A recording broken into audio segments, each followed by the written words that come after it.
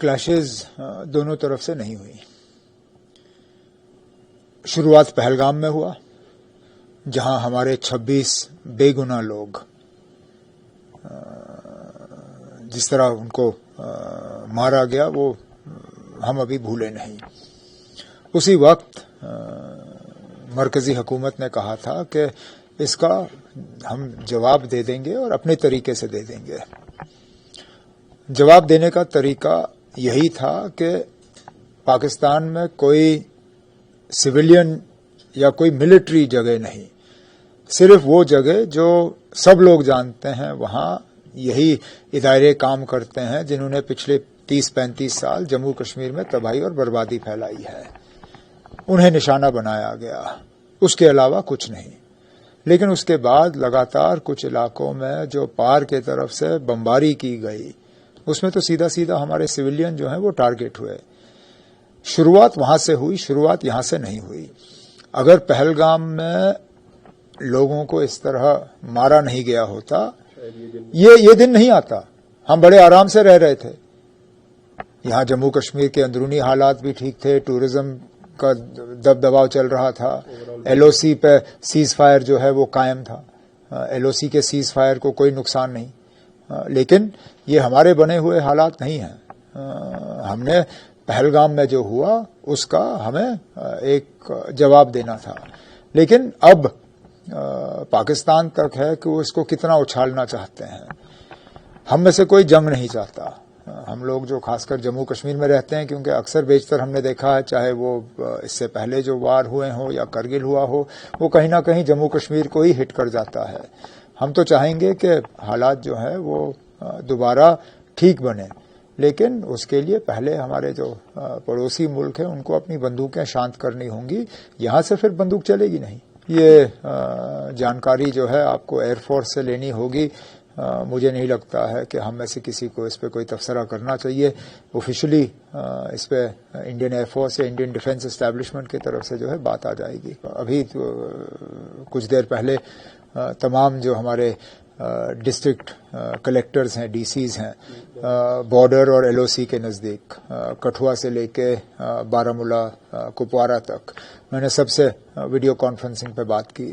یہاں تک کہ ڈی سی پونچھ بھی ویڈیو کانفرنس میں شامل ہو سکا، حالانکہ وہاں پہ ابھی بھی ان کے گھر کے نزدیک جو ہے شیلنگ چل رہی ہے.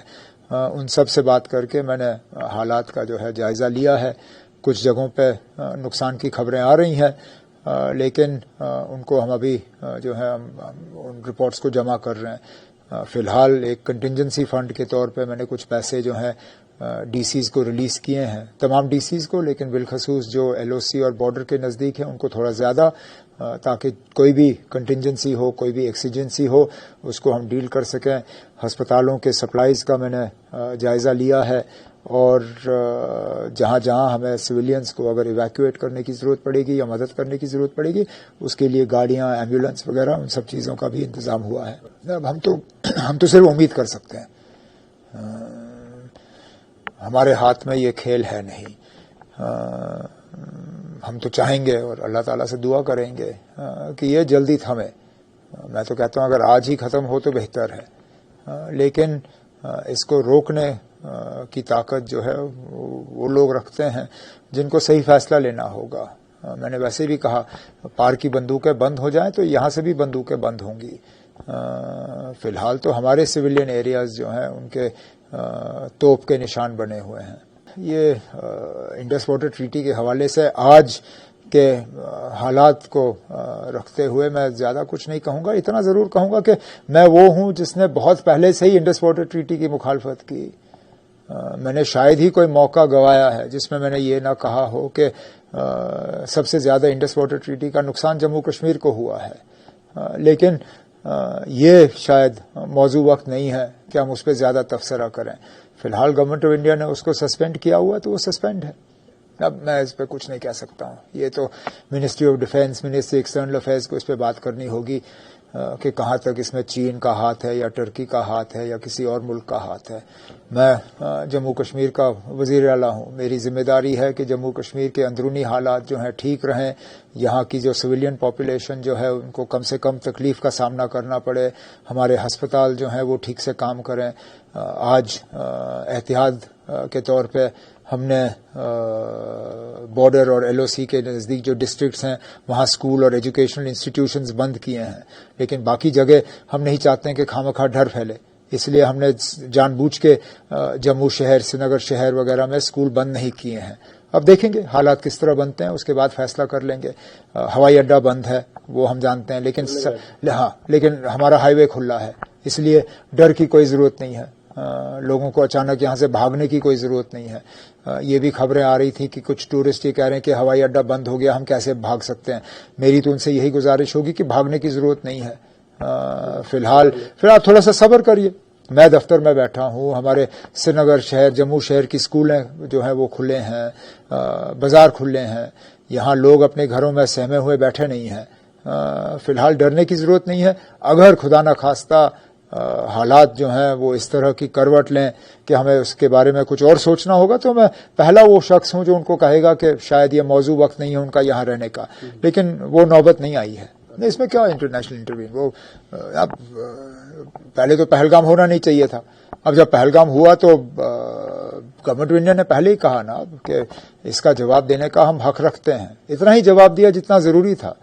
کہیں پاکستان کی ملٹری کو ٹارگٹ نہیں کیا گیا، پاکستان کے بڑے بڑے سویلین اداروں کو ٹارگٹ نہیں کیا گیا، پاکستان کے بڑے شہروں کو ٹارگٹ نہیں کیا گیا. تو مجھے لگتا ہے جتنا مطلب سوچ سمجھ کے اس کا جواب دیا جا سکتا تھا دیا گیا. اب حالات زیادہ بگڑ نہ جائیں اس کے لیے ہم دعا کر سکتے ہیں. فی الحال ڈر کی کوئی ضرورت نہیں ہے. ایسینشل سپلائیز کی کوئی کمی نہیں ہے، ہسپتالوں میں سپلائیز کی کمی نہیں ہے، ہسپتالوں میں بلڈ بینکس میں جو ہے سپلائیز کی کمی نہیں ہے. سب کچھ فی الحال جن چیزوں کی ہمیں ضرورت ہے وہ بالکل ہمیں ٹائملی میسر ہو رہے ہیں. ہائی وے جو ہے وہ ٹریفک کے لیے جو ہے اٹ از اوپن اینڈ فی الحال جو ہے اس طرح کوئی مطلب ڈر یا پینک کی جو ہے کوئی ضرورت نہیں ہے. میں اب چھوڑیے نا، اب کون ٹرمپ صاحب کے بات پہ تبصرہ کرے. وہ امریکہ کے راشٹرپتی ہیں، وہ اپنے ملک کی بات کریں گے ہی کریں گے.